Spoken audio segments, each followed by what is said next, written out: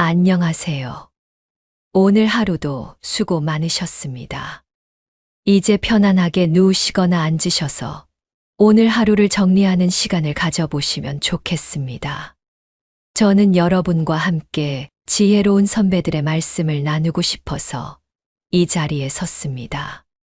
55세를 넘어 60대, 70대로 가는 이 시간은 인생에서 가장 아름다운 계절입니다. 젊은 시절의 열정도 좋았지만 지금 우리가 가진 이 평온함과 지혜는 그 무엇과도 바꿀 수 없는 선물입니다. 오늘 밤 저는 여러분께 10가지 주제로 이야기를 나눠드리려 합니다. 나이 들매 의미, 내려놓는 지혜, 관계의 재발견, 진정한 건강, 돈과 행복, 용서와 화해, 감사의 힘, 죽음을 두려워하지 않기, 사랑의 완성, 그리고 의미 있는 내일에 대한 이야기입니다. 각 주제마다 동서양의 지혜로운 분들이 남긴 명언을 함께 나누고 그 의미를 천천히 풀어보겠습니다. 서두르지 않으셔도 됩니다. 중간에 잠이 오시면 편안하게 주무셔도 좋고 끝까지 들으셔도 좋습니다. 그럼 첫 번째 이야기를 시작하겠습니다. 첫 번째 주제는 나이 들매 의미입니다. 우리는 지금 55세에서 70대를 살아가고 있습니다. 어떤 분은 아직도 젊다고 느끼시고 어떤 분은 이미 늙었다고 생각하십니다. 하지만 나이 들미란 무엇일까요? 첫 번째 명언을 소개합니다. 공자께서 이렇게 말씀하셨습니다. 62순 60세가 되면 귀로 들으면 이해가 됩니다. 이 말씀의 의미를 천천히 풀어보겠습니다. 60세가 되면 다른 사람의 말을 들었을 때 그 사람의 마음까지 이해하게 됩니다. 젊었을 때는 누가 뭐라고 하면 말의 내용만 들었습니다. 그 사람이 왜 그런 말을 하는지, 어떤 마음인지는 생각하지 못했습니다. 하지만 60세가 넘어가면서 우리는 달라집니다. 누군가 짜증을 내면 그 사람이 힘들구나 하고 이해하게 됩니다. 누군가 자랑을 하면 그 사람이 인정받고 싶구나 하고 알게 됩니다. 이것이 바로 이순의 경지입니다. 귀로 들으면 저절로 이해가 되는 나이입니다. 여러분도 요즘 그런 경험을 하고 계실 겁니다. 예전에는 화났던 일들이 이제는 이해가 됩니다. 예전에는 싸웠던 사람들이 이제는 불쌍하게 보입니다. 이것이 나이 들매 첫 번째 선물입니다. 이해하는 마음입니다. 눈을 감고 잠시 생각해 보십시오. 최근에 누군가의 말을 듣고 그 사람의 마음을 이해했던 순간이 있으셨나요? 그 순간 여러분은 이미 이순의 경지에 계신 겁니다. 두 번째 명언입니다. 공자께서 또 말씀하셨습니다. 72종심 소욕불유구 70세가 되면 마음이 하고자 하는 대로 따라도 법도에 어긋나지 않습니다. 이 말씀이 처음에는 이해가 안 됩니다. 70세가 되면 마음대로 해도 된다는 뜻인가요? 아닙니다. 70세가 되면 내 안의 욕심과 집착이 많이 사라집니다. 젊었을 때는 갖고 싶은 것도 많고 하고 싶은 것도 많고 되고 싶은 것도 많았습니다. 그래서 마음대로 하면 법도에 어긋나는 일을 할 수도 있었습니다. 하지만 70세가 되면 달라집니다. 욕심이 줄어듭니다. 명예욕도 줄어들고 무력도 줄어들고 승부욕도 줄어듭니다. 그래서 마음이 원하는 대로 해도 남에게 해를 끼치지 않게 됩니다. 오히려 마음이 원하는 것이 착한 일이 됩니다.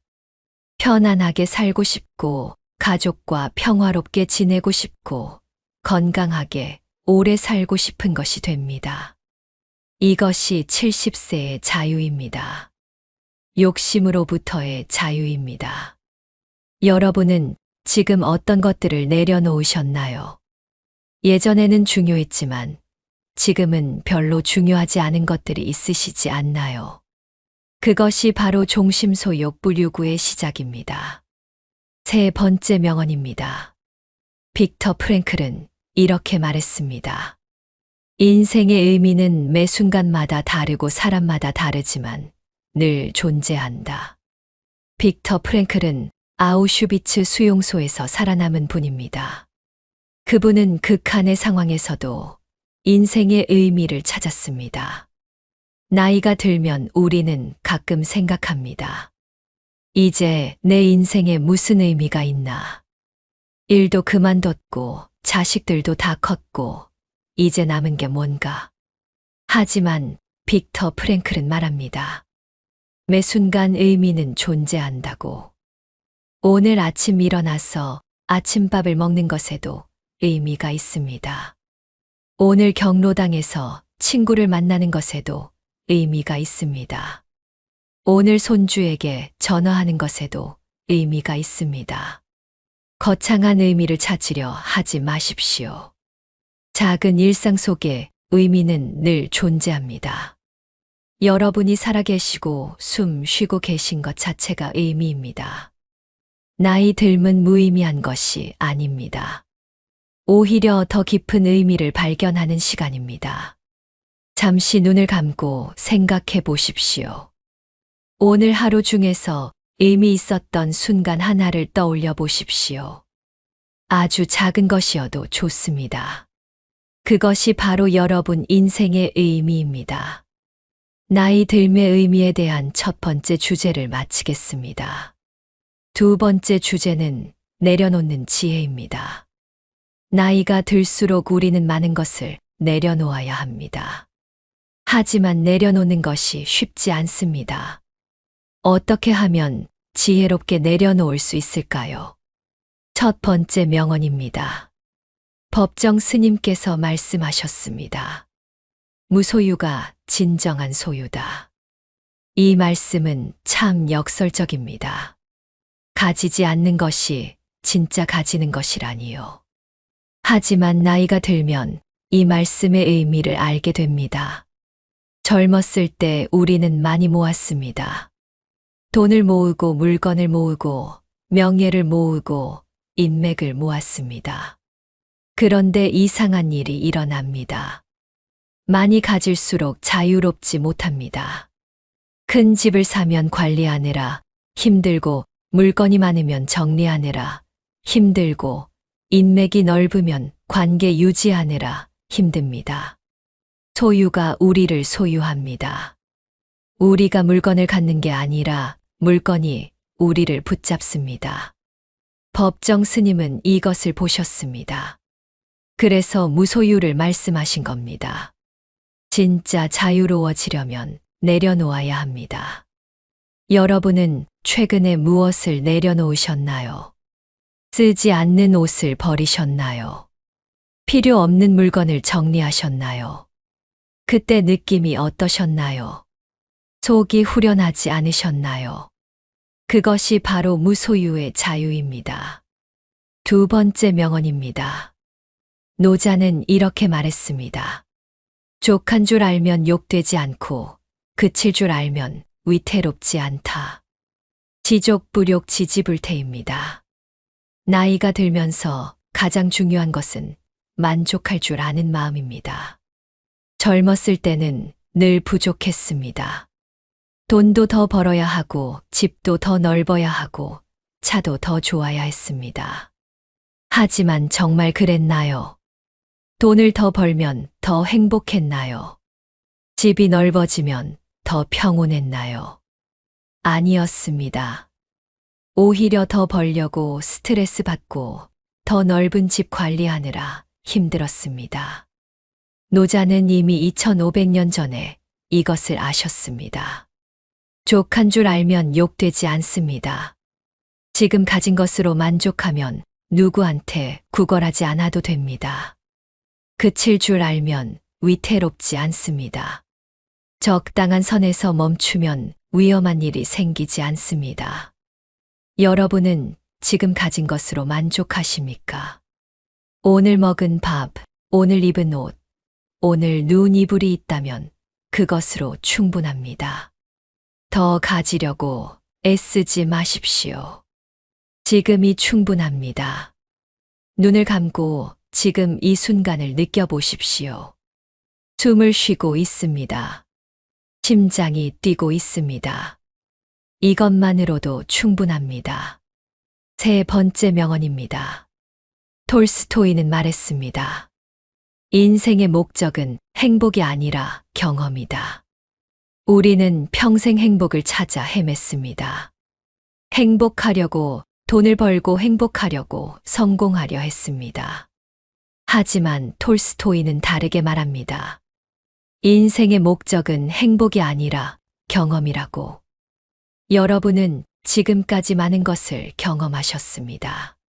기쁜 일도 있었고 슬픈 일도 있었습니다. 성공도 해보고 실패도 해봤습니다. 사랑도 해보고 이별도 해봤습니다. 이 모든 경험이 여러분을 만들었습니다. 행복했던 순간만 의미 있는 게 아닙니다. 힘들었던 순간도 의미가 있습니다. 그 모든 경험 덕분에 지금의 여러분이 계십니다. 이제는 행복을 쫓지 마십시오. 행복은 쫓으면 도망갑니다. 대신 지금 이 순간을 경험하십시오. 오늘의 햇살을 경험하십시오. 오늘의 바람을 경험하십시오. 오늘의 평온함을 경험하십시오. 그것으로 충분합니다. 내려놓는 지혜에 대한 두 번째 주제를 마치겠습니다. 세 번째 주제는 관계의 재발견입니다. 나이가 들면서 관계가 달라집니다. 직장 동료는 사라지고 자식들은 바빠지고 친구들만 남습니다. 이 시기에 관계를 어떻게 가져가야 할까요? 첫 번째 명언입니다. 칼 융은 말했습니다. 인생의 오후는 인생의 아침과 같은 의미를 가질 수 없다. 칼 융은 인생을 아침과 오후로 나눴습니다. 인생의 아침은 20대에서 40대입니다. 이때는 밖으로 나가는 시간입니다. 사회로 나가고 성공을 향해 나가고 사람들을 만나러 나갑니다. 하지만 인생의 오후는 다릅니다. 50대 이후는 안으로 들어오는 시간입니다. 이제는 밖으로 나가지 않습니다. 내 안으로 들어옵니다. 관계도 마찬가지입니다. 젊었을 때는 사람을 많이 만나야 했습니다. 인맥이 중요했고 네트워크가 중요했습니다. 하지만 지금은 다릅니다. 이제는 많은 사람이 아니라 깊은 사람이 중요합니다. 100명의 아는 사람보다 5명의 진짜 친구가 낫습니다. 여러분 주변에 진짜 친구가 몇 명이나 계십니까? 힘들 때 전화할 수 있는 친구 말입니다. 그 친구들을 소중히 하십시오. 새로운 사람을 많이 만나려 하지 마십시오. 지금 있는 사람들을 깊이 만나십시오. 두 번째 명언입니다. 틱나탄 스님은 말씀하셨습니다. 진정한 사랑은 이해에서 나온다. 나이가 들면서 우리는 사랑을 다시 배웁니다. 젊었을 때의 사랑은 열정이었습니다. 가슴이 뛰고 설레고 미친 듯한 감정이었습니다. 하지만 지금의 사랑은 다릅니다. 이제는 조용합니다. 열정은 없지만 깊이가 있습니다. 틱나탄 스님은 진정한 사랑은 이해라고 하셨습니다. 배우자를 이해하고 자식을 이해하고 친구를 이해하는 것이 사랑입니다. 여러분은 배우자를 얼마나 이해하고 계십니까? 50년, 60년을 함께 산 사람입니다. 이제는 말을 하지 않아도 알 수 있습니다. 저 사람이 언제 기분이 좋은지, 언제 힘든지 알 수 있습니다. 그것이 진정한 사랑입니다. 열정적이지 않아도 괜찮습니다. 조용하지만 깊은 사랑이 진짜 사랑입니다. 오늘 저녁 배우자를 한번 보십시오. 그냥 가만히 보십시오.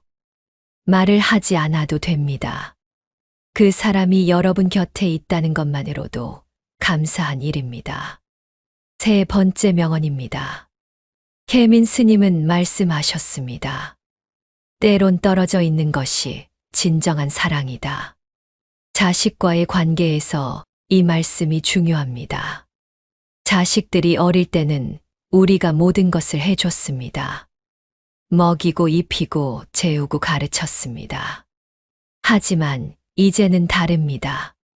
자식들은 다 컸습니다. 그들에게는 그들의 인생이 있습니다. 이제 우리가 할 일은 그들을 놓아주는 것입니다. 자주 전화하지 않아도 됩니다. 자주 만나지 않아도 됩니다. 그들이 바쁠 때는 기다려주는 것이 사랑입니다. 그들이 힘들 때는 언제든 올 수 있는 집이 되어주는 것이 사랑입니다. 떨어져 있어도 마음으로 함께하는 것이 진정한 사랑입니다. 여러분은 자식들에게 자유를 주고 계십니까? 아니면 아직도 간섭하고 계십니까?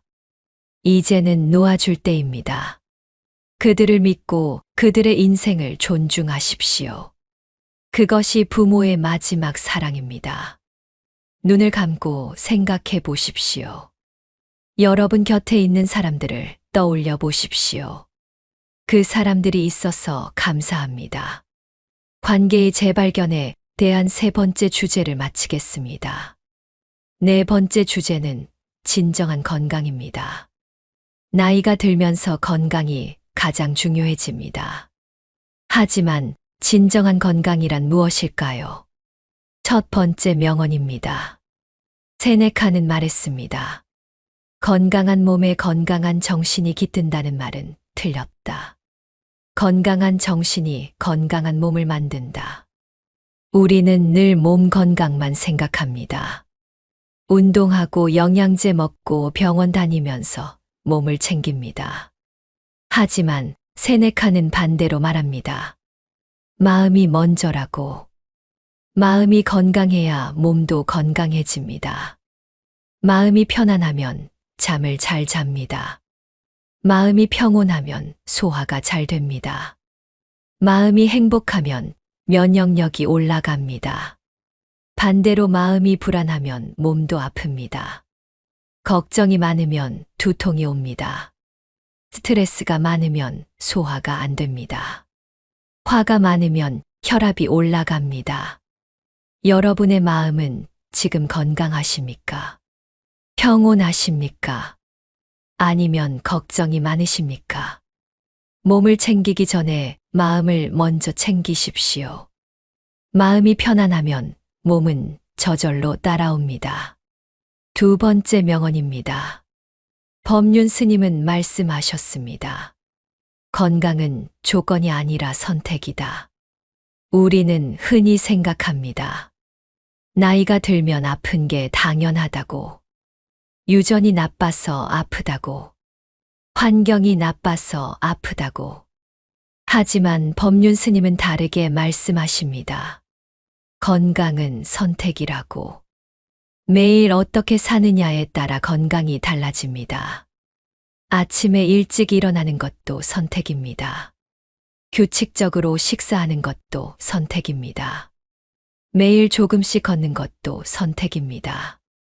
긍정적으로 생각하는 것도 선택입니다.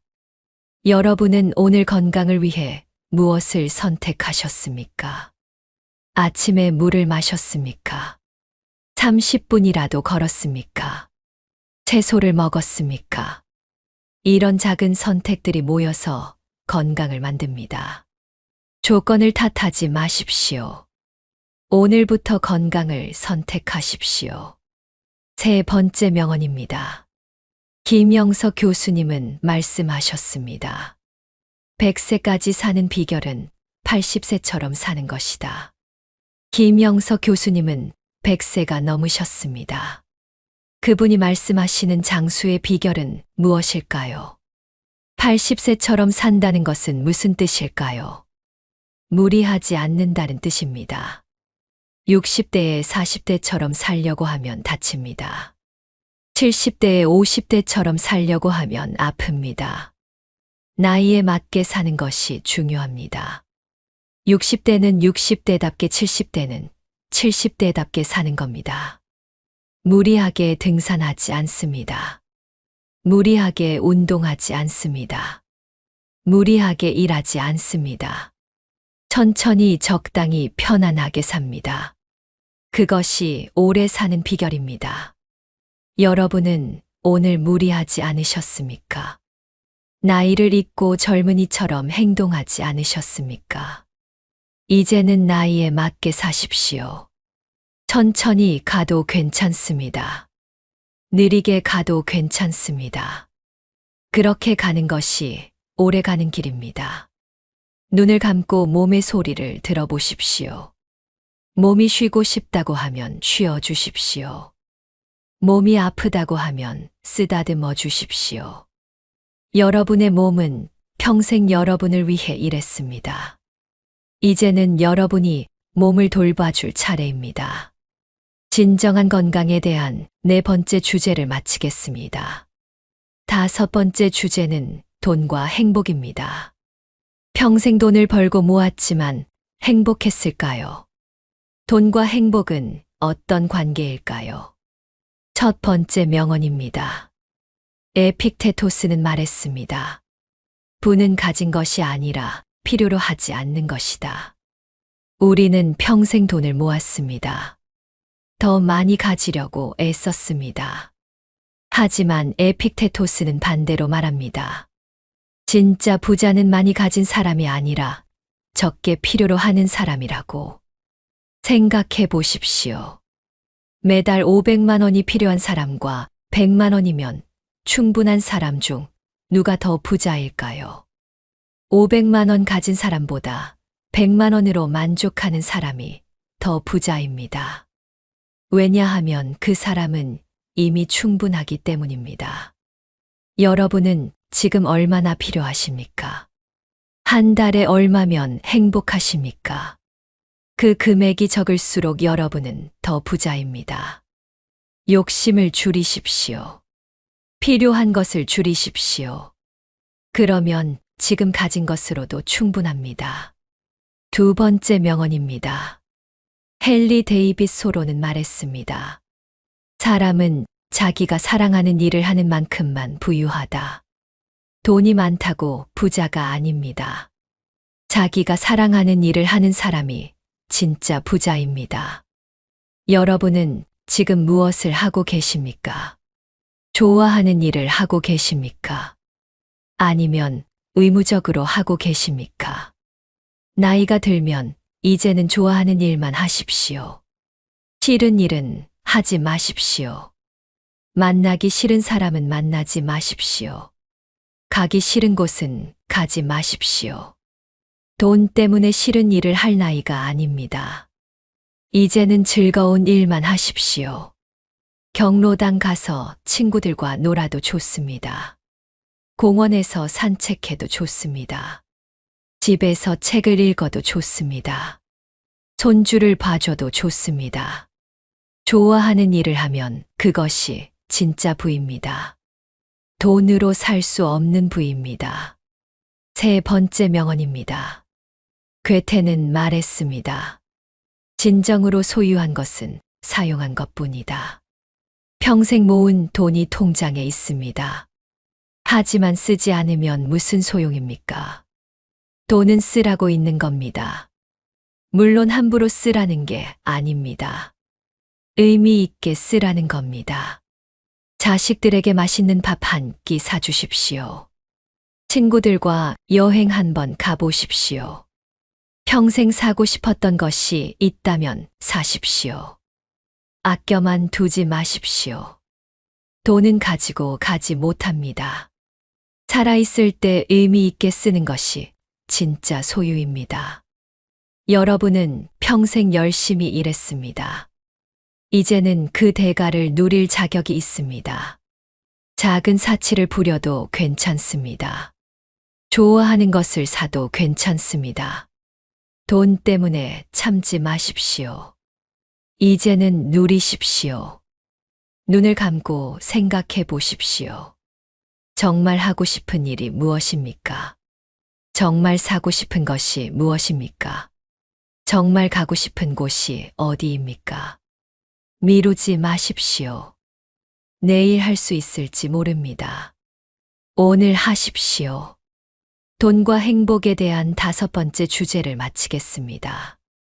6번째 주제는 용서와 화해입니다. 평생 살다 보면 상처도 주고 상처도 받습니다. 이제는 용서하고 화해할 때입니다. 첫 번째 명언입니다. 마틴 루터 킹 목사는 말했습니다. 용서는 약자의 행위가 아니라 강자의 행위다. 우리는 흔히 생각합니다. 용서하면 지는 거라고. 상대방이 먼저 사과해야 한다고. 하지만 마틴 루터 킹은 다르게 말합니다. 용서는 강한 사람만 할 수 있다고. 약한 사람은 용서하지 못합니다. 계속 화를 내고 계속 원망합니다. 하지만 강한 사람은 용서합니다. 왜냐하면 용서해야 자기가 자유로워지기 때문입니다. 용서는 상대를 위한 게 아닙니다. 나를 위한 겁니다. 원망을 품고 사는 것은 힘듭니다. 매일 그 사람 생각하면서 화내고 속상해합니다. 하지만 용서하면 자유로워집니다. 더 이상 그 사람 때문에 힘들지 않습니다. 여러분 마음속에 용서하지 못한 사람이 있습니까? 그 사람 때문에 아직도 화가 나십니까? 이제는 놓아주십시오. 그 사람을 위해서가 아니라 여러분을 위해서입니다. 용서하면 여러분이 편해집니다. 두 번째 명언입니다. 성철 스님은 말씀하셨습니다. 화해는 이기는 것이 아니라 함께 사는 것이다. 가족끼리 싸웠을 때를 생각해 보십시오. 부부끼리, 형제끼리, 부모, 자식끼리 싸웠을 때 말입니다. 누가 이기는 것이 중요할까요? 아닙니다. 다시 함께 사는 것이 중요합니다. 싸움에서 이겨도 관계가 깨지면 소용없습니다. 한 발 물러서고 화해하는 것이 이기는 겁니다. 특히 나이가 들수록 화해가 중요합니다. 왜냐하면 시간이 많지 않기 때문입니다. 형제와 싸운 채로 10년을 보낼 수 없습니다. 자식과 싸운 채로 5년을 보낼 수 없습니다. 남은 시간이 아깝습니다. 먼저 연락하십시오. 자존심 버리고 먼저 손 내미십시오. 그것이 어른의 지혜입니다. 세 번째 명언입니다. 넬슨 만델라는 말했습니다. 분노는 독약을 마시고 상대가 죽기를 바라는 것과 같다. 넬슨 만델라는 27년을 감옥에서 보냈습니다. 그럴 만큼 큰 이유가 있었습니다. 하지만 출소한 후 그는 용서했습니다. 왜일까요? 분노를 품고 있으면 자기가 죽기 때문입니다. 독약을 마시는 것과 같습니다. 상대는 멀쩡한데 나만 아픕니다. 상대는 잘 사는데 나만 괴롭습니다. 여러분은 지금 누구에게 화가 나 있습니까? 그 화를 품고 있으면 여러분만 아픕니다. 상대는 모를 수도 있습니다. 여러분이 화내는 줄도 모르고 잘 살고 있을 수 있습니다. 그런데 여러분만 매일 그 사람 생각하면서 화내고 있습니다. 이것이 얼마나 손해입니까? 이제 그만 내려놓으십시오. 용서하십시오. 화해하십시오. 여러분을 위해서입니다. 눈을 감고 용서하고 싶은 사람을 떠올려 보십시오. 마음속으로 말해 보십시오. 용서합니다. 이제 놓아줍니다. 그 사람도 자유롭고 저도 자유롭습니다. 용서와 화해에 대한 6번째 주제를 마치겠습니다. 7번째 주제는 감사의 힘입니다. 나이가 들수록 감사하는 마음이 중요합니다. 감사는 어떤 힘을 가지고 있을까요? 첫 번째 명언입니다. 멜로디 비티는 말했습니다. 감사는 과거를 이해하고 오늘의 평화를 가져다 주며 내일을 위한 비전을 만든다. 감사가 이렇게 큰 힘을 가지고 있습니다. 과거를 이해하게 합니다. 예전에는 힘들었던 일들이 감사하면 이해가 됩니다. 그때 그 일이 있었기에 지금의 내가 있구나 하고 알게 됩니다. 오늘의 평화를 가져다 줍니다. 감사하면 마음이 편안해집니다. 불평하지 않게 되고 불만이 사라집니다. 내일을 위한 비전을 만듭니다. 감사하면 희망이 생깁니다. 내일도 좋은 일이 있을 거라고 믿게 됩니다. 여러분은 오늘 무엇에 감사하십니까? 아침에 눈을 떴습니까? 감사한 일입니다. 밥을 먹었습니까? 감사한 일입니다. 걸을 수 있습니까? 감사한 일입니다. 당연한 것은 없습니다. 모든 것이 감사한 일입니다. 두 번째 명언입니다. 알베르트 슈바이처는 말했습니다. 행복의 비밀은 가능한 한 많은 것에 관심을 갖고 가능한 한 많은 것에 우호적으로 반응하는 데 있다. 행복한 사람은 특별한 사람이 아닙니다. 작은 것에도 감사할 줄 아는 사람입니다. 오늘 핀 꽃을 보고 예쁘다고 생각합니다. 오늘 부는 바람에 시원하다고 느낍니다. 오늘 만난 사람에게 고맙다고 말합니다. 이런 사람이 행복한 사람입니다. 불행한 사람은 아무것도 보지 못합니다. 꽃이 피어도 모릅니다. 바람이 불어도 느끼지 못합니다. 사람을 만나도 감사하지 않습니다. 늘 불평하고 늘 불만입니다. 여러분은 어떤 사람입니까? 오늘 하루 중에 감사했던 순간이 몇 번이나 있었습니까?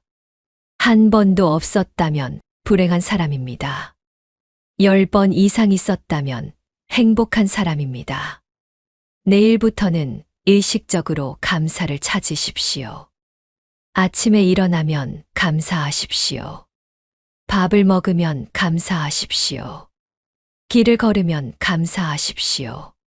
그러면 하루에 100번도 넘게 감사할 수 있습니다. 세 번째 명언입니다.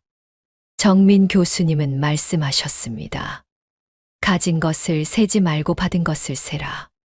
우리는 늘 가진 것을 셉니다. 집이 있나, 차가 있나, 돈이 얼마나 있나 셉니다. 그리고 부족하다고 생각합니다. 더 가져야 한다고 생각합니다. 하지만 정민 교수님은 다르게 말씀하십니다.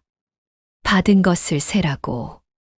여러분은 지금까지 얼마나 많은 것을 받으셨습니까? 부모님께 생명을 받았습니다. 선생님께 교육을 받았습니다. 배우자에게 사랑을 받았습니다. 자식들에게 기쁨을 받았습니다.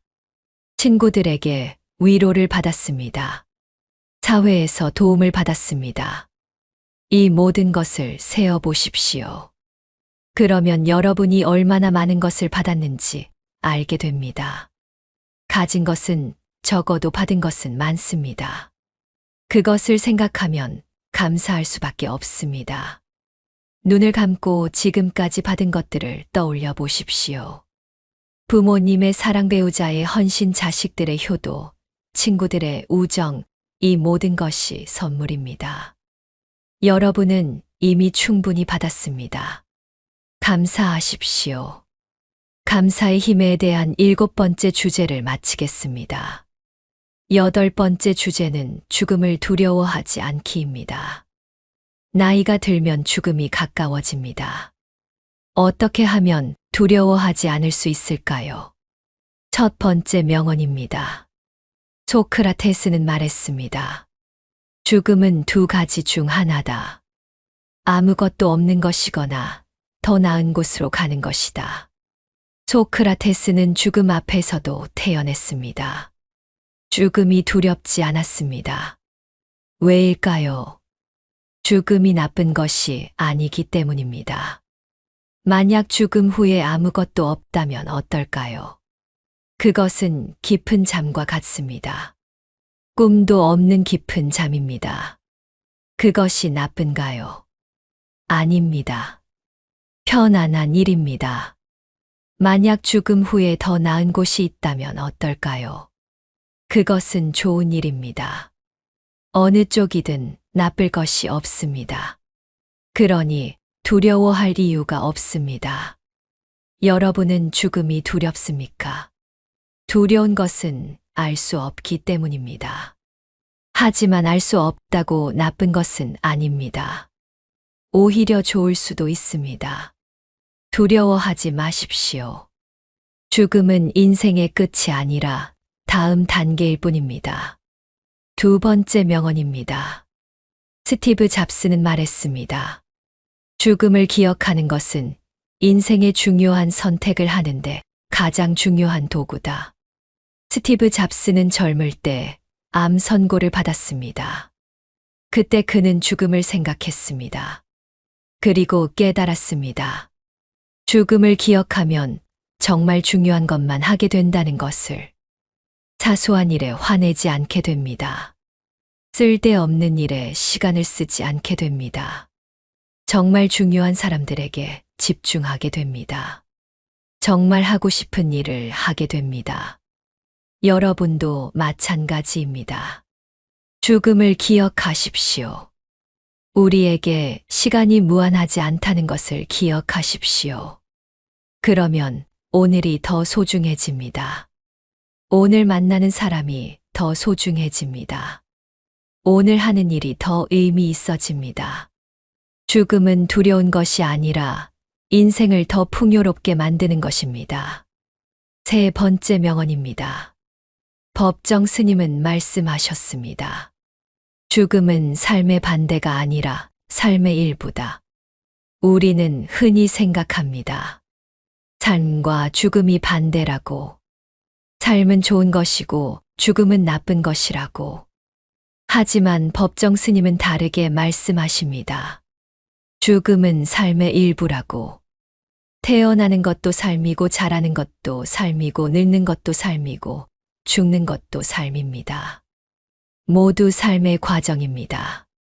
봄이 오면 꽃이 피고 여름이 오면 잎이 무성하고 가을이 오면 열매가 맺고 겨울이 오면 잎이 떨어집니다. 이것이 자연의 순환입니다. 죽음도 마찬가지입니다. 삶의 자연스러운 과정입니다. 거부할 것이 아니라 받아들일 것입니다. 여러분은 죽음을 받아들이고 계십니까? 아직도 거부하고 계십니까? 두려워하고 계십니까? 이제는 받아들이십시오. 죽음은 언젠가 옵니다. 그것을 받아들이면 지금 이 순간이 더 소중해집니다. 오늘을 더 열심히 살게 됩니다. 오늘을 더 감사하게 살게 됩니다. 눈을 감고 생각해 보십시오. 만약 오늘이 마지막 날이라면 무엇을 하시겠습니까? 누구에게 전화하시겠습니까? 무슨 말을 하시겠습니까? 미루지 마십시오. 오늘 하십시오. 내일이 있을지 아무도 모릅니다. 죽음을 두려워하지 않기에 대한 8번째 주제를 마치겠습니다.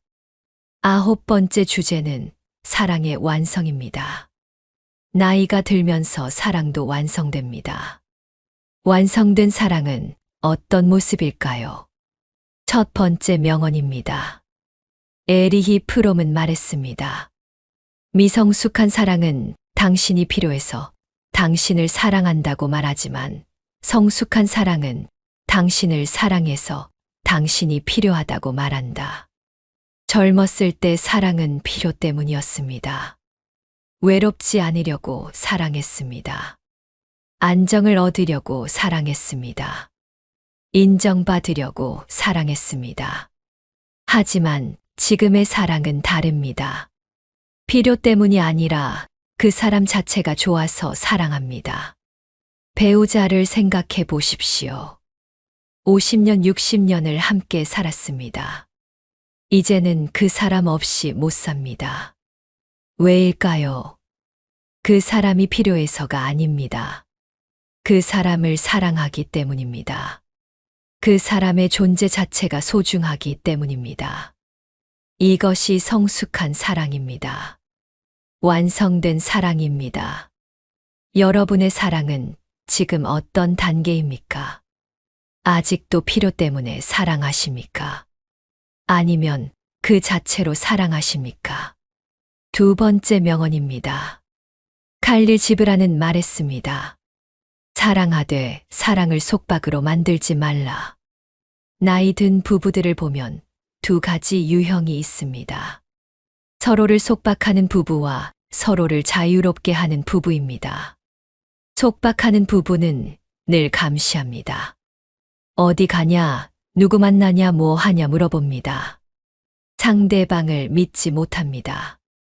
하지만 자유롭게 하는 부부는 다릅니다. 서로를 믿습니다. 가고 싶은 곳 가고 만나고 싶은 사람 만나고 하고 싶은 일 합니다. 그래도 결국 서로에게 돌아옵니다. 왜냐하면 사랑하기 때문입니다. 여러분은 어떤 부부입니까? 배우자를 속박하고 계십니까? 아니면 자유롭게 하고 계십니까? 이제는 놓아주십시오. 진정한 사랑은 속박이 아니라 자유입니다. 세 번째 명언입니다. 마더 테레사는 말했습니다. 사랑은 집에서 시작됩니다. 우리는 흔히 생각합니다. 사랑은 큰 일이라고, 세상을 위한 봉사라고. 하지만 마더 테레사는 다르게 말합니다. 사랑은 집에서 시작된다고. 가장 가까운 사람을 먼저 사랑하라고. 여러분은 오늘 배우자에게 사랑한다고 말했습니까? 자식에게 고맙다고 말했습니까? 형제에게 연락했습니까? 멀리 있는 사람을 사랑하기 전에 가까이 있는 사람을 먼저 사랑하십시오. 오늘 저녁 집에 가면 배우자에게 말해보십시오. 고맙다고, 사랑한다고. 쑥스러울 수 있습니다. 평생 한 번도 안 했던 말일 수 있습니다. 하지만 해보십시오. 그것이 사랑의 시작입니다. 눈을 감고 사랑하는 사람을 떠올려 보십시오. 배우자, 자식, 손주, 형제, 친구들을 떠올려 보십시오. 마음속으로 말해 보십시오. 사랑합니다. 고맙습니다. 그 마음을 느껴보십시오. 따뜻하지 않습니까? 그것이 사랑입니다. 사랑의 완성에 대한 9번째 주제를 마치겠습니다. 마지막 10번째 주제는 의미 있는 내일입니다. 나이가 들었지만 아직 내일이 있습니다. 어떻게 의미 있는 내일을 만들 수 있을까요? 첫 번째 명언입니다. 빅터 프랭클은 말했습니다. 삶이 당신에게 무엇을 줄 수 있는가가 아니라 당신이 삶에 무엇을 줄 수 있는가를 물어라. 나이가 들면 우리는 흔히 생각합니다. 이제 받을 차례라고. 평생 일했으니 이제 쉴 차례라고. 하지만 빅터 프랭클은 다르게 말합니다. 아직도 줄 것이 있다고. 여러분에게는 아직도 줄 것이 많습니다. 젊은 세대에게 지혜를 줄 수 있습니다. 손주에게 사랑을 줄 수 있습니다. 이웃에게 도움을 줄 수 있습니다. 사회에게 경험을 줄 수 있습니다. 받기만 하는 삶은 공허합니다. 주는 삶이 의미 있습니다. 여러분은 오늘 무엇을 주셨습니까? 누군가에게 미소를 주셨습니까? 누군가에게 위로를 주셨습니까? 누군가에게 조언을 주셨습니까? 내일은 무엇을 주실 겁니까? 두 번째 명언입니다. 김영석 교수님은 말씀하셨습니다. 나이가 들수록 꿈을 가져야 한다. 많은 사람이 생각합니다. 나이 들면 꿈이 없다고. 젊은이들이나 꿈을 꾼다고. 하지만 김영서 교수님은 100세가 넘어서도 꿈이 있으십니다. 나이와 꿈은 관계가 없습니다. 70세에도 꿈을 꿀 수 있습니다. 80세에도 꿈을 꿀 수 있습니다. 거창한 꿈이 아니어도 됩니다. 작은 꿈으로 충분합니다. 올해 안에 제주도 한번 가보고 싶다. 손주 졸업식에 건강하게 참석하고 싶다. 경로당 친구들과 등산 한번 가보고 싶다. 이런 작은 꿈들이 의미 있습니다.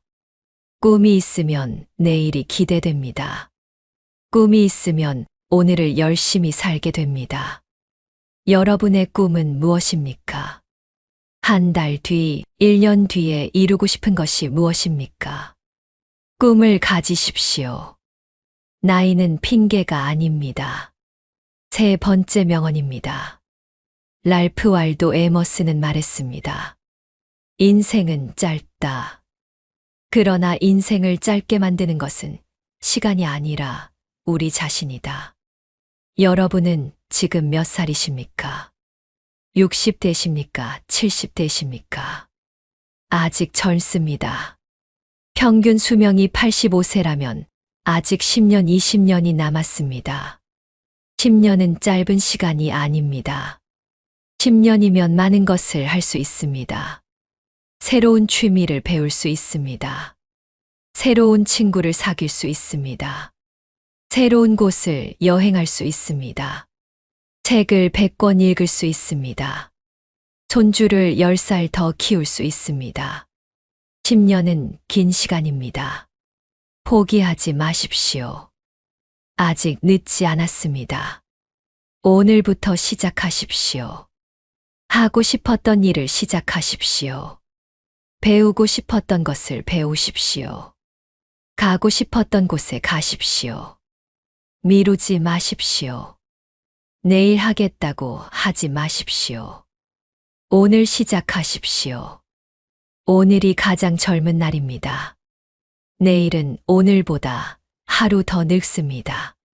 그러니 오늘 하십시오. 눈을 감고 상상해 보십시오. 1년 후 여러분의 모습을 상상해 보십시오. 무엇을 하고 계실 겁니까? 어디에 계실 겁니까? 누구와 함께 계실 겁니까? 그 모습이 행복해 보입니까? 그렇다면 오늘부터 그 방향으로 가십시오. 하루하루가 그 미래를 만듭니다. 의미 있는 내일에 대한 10번째 주제를 마치겠습니다. 엔딩 마이너스 5분. 오늘 밤 우리는 10가지 주제로 이야기를 나눴습니다. 나이 들매 의미 내려놓는 지혜 관계의 재발견, 진정한 건강, 돈과 행복, 용서와 화해, 감사의 힘, 죽음을 두려워하지 않기, 사랑의 완성, 그리고 의미 있는 내일입니다.